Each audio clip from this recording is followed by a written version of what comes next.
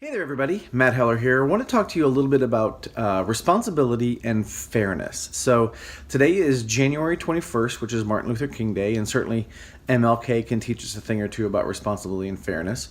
But I'm actually going to be talking a little bit about the football games that were on yesterday, the NFC and AFC championship games. Now, if you watch those games, you may have seen things, especially depending on who your team is, that you might have thought were unfair.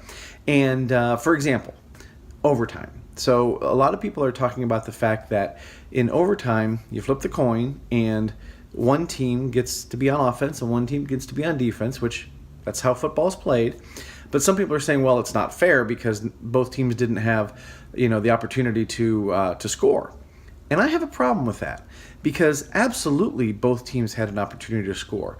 One just had the ball in their possession. But how many times, if you watch football at all, have you seen an interception? Have you seen a fumble recovery? Have you seen the defense make a stop or actually score points? You see it all the time. So both teams had the opportunity to succeed.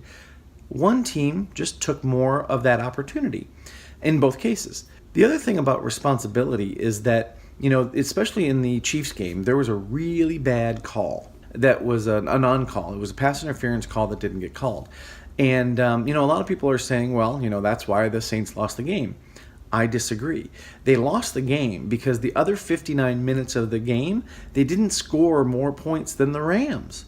And even in overtime, they didn't score enough points. So when you say that this is this one call is what created the game, no, it's not.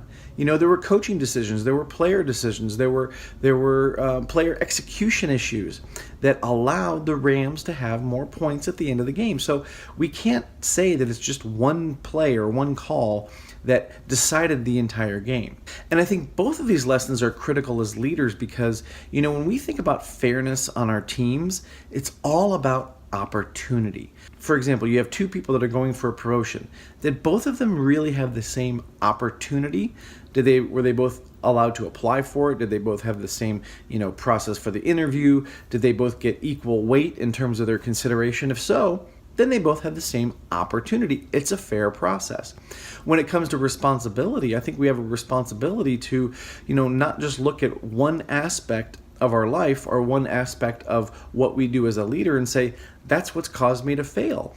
Or in a specific sense, when you have, for example, if you have a coaching session or a feedback session that goes horribly, horribly wrong and somebody either starts to cry or they react negatively or they get very defensive and that, influences you on whether or not you're going to do this again. Well, what a champion does is they don't let that one thing get in the way. They say, you know what? Okay, we've got some adversity, we've got some things that are trying to hold us back, but we're not going to let it.